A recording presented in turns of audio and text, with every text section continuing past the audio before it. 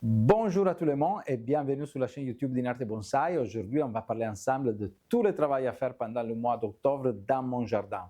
Et cette fois-ci, c'est encore plus important que les autres fois de dire dans mon jardin. Et après, je vous expliquerai pourquoi. Mais quand même, le mois d'octobre, c'est un mois que j'adore pour les couleurs qu'il peut nous donner et pour le climat en général. Et donc, bonne vision. Bonjour à tous les amis d'Inarte Bonsai, je suis Carmelo Bonanno, instructeur bonsai et propriétaire d'Inarte Bonsai. Le mois d'octobre, c'est un mois réellement attractif parce qu'on commence à voir dans le jardin des changements, surtout sur le côté des couleurs. Et en fait, ce n'est pas un cas que j'ai choisi cet arbre à vous montrer pendant la vidéo.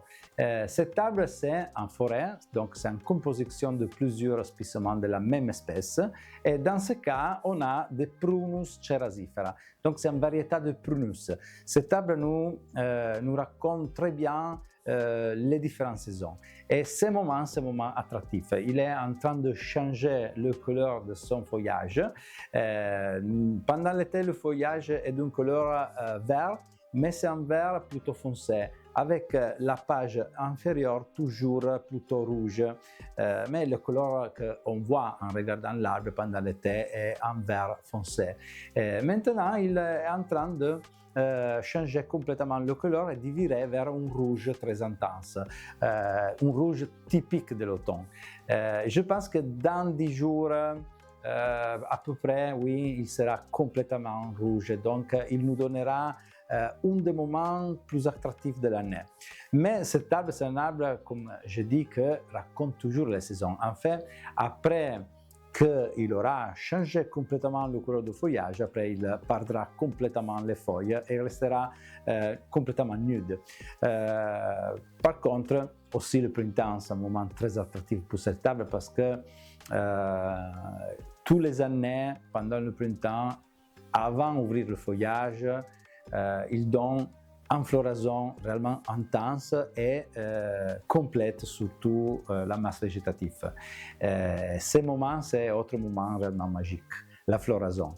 Et pendant l'été, il nous donne des fruits, des petits prugnes de ces dimensions, d'une couleur foncée et très doux. Hein? J'ai mangé les fruits de cet arbre et donc ils sont vraiment bons. Un arbre que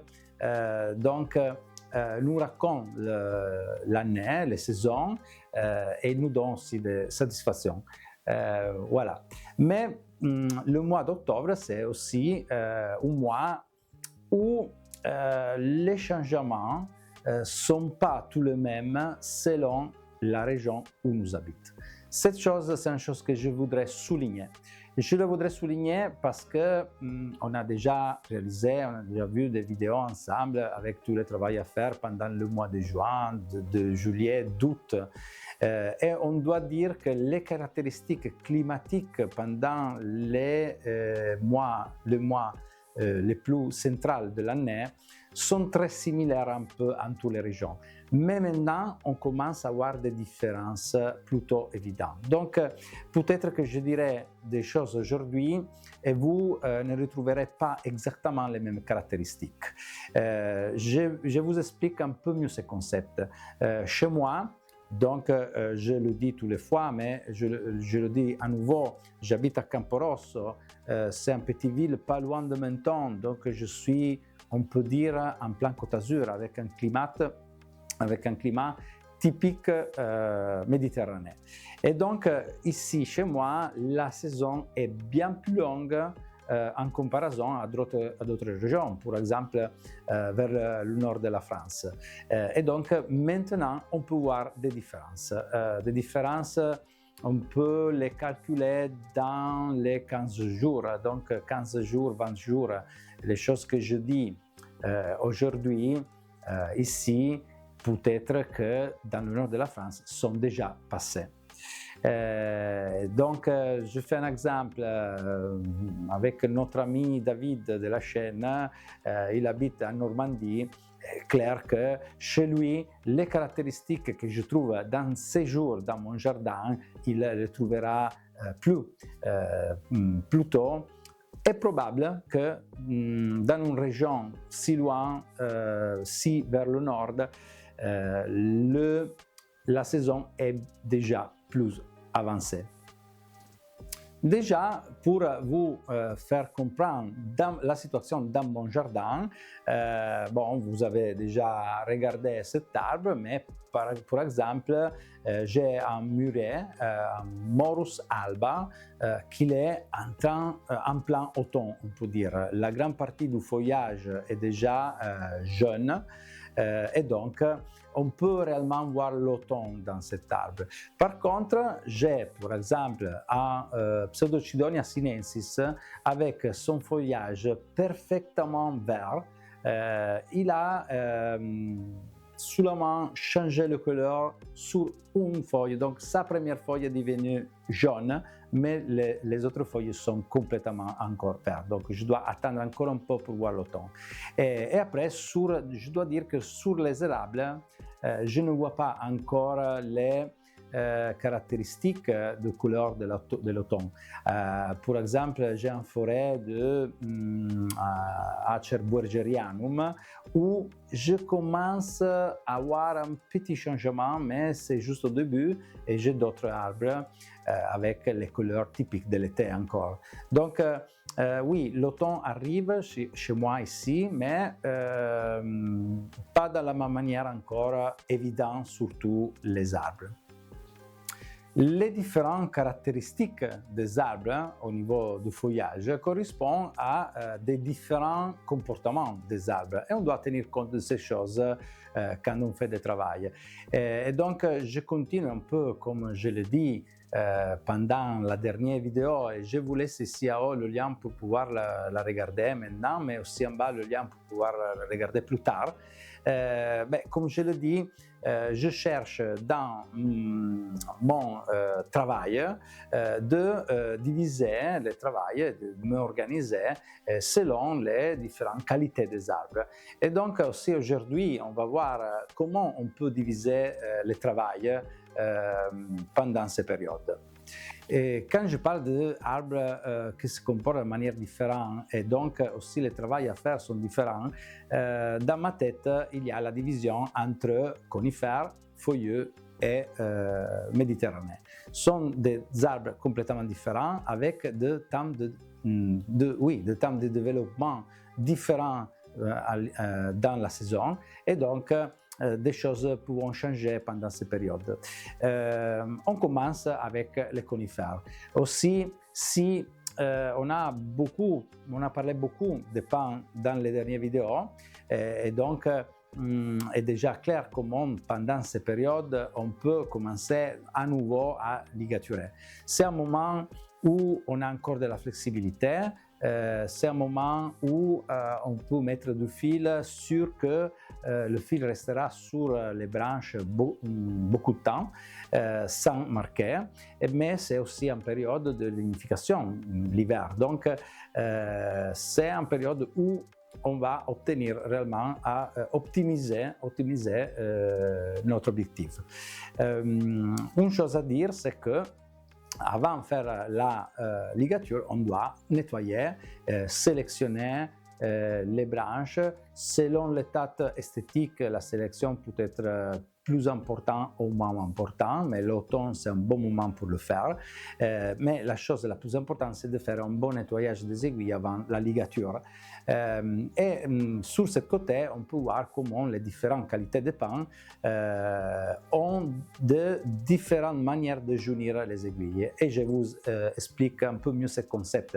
Si on regarde le pain blanc, par exemple, on peut voir comment, avec les températures plus basses, il va à jaunir très vite toutes les aiguilles de l'année passée. Et donc, c'est pas un problème ça, mais c'est une caractéristique de cet arbre qu'il garde sous la main les aiguilles de l'année.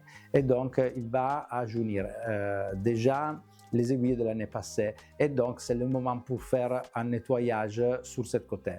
Par contre, sur des pins comme les pins sylvestres ou les pins noirs, on peut voir comme les aiguilles ont envie plus longue et on peut voir encore les aiguilles de l'année passée, mais aussi de l'année encore en avant, encore en arrière, encore vert.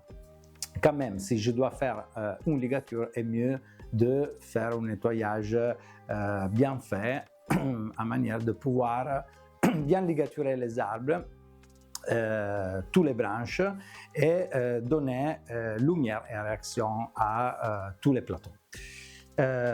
Aussi sur les genévriers, il faut faire un bon nettoyage surtout à l'intérieur et en sélection avant de faire la ligature.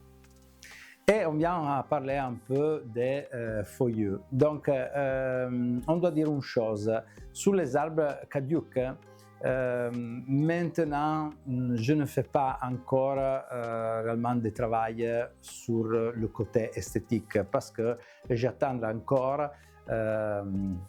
C'est aussi un plaisir de voir les changements de couleur de cet arbre et donc j'attends encore un peu avant enlever le feuillage et on verra ensemble quand c'est le moment optimal pour le faire avant de défeuiller l'arbre, oui, enlever le feuillage et faire à ce point un travail de sélection et de mise en forme. Donc il faut encore attendre et avec plaisir garder les arbres avec le feuillage.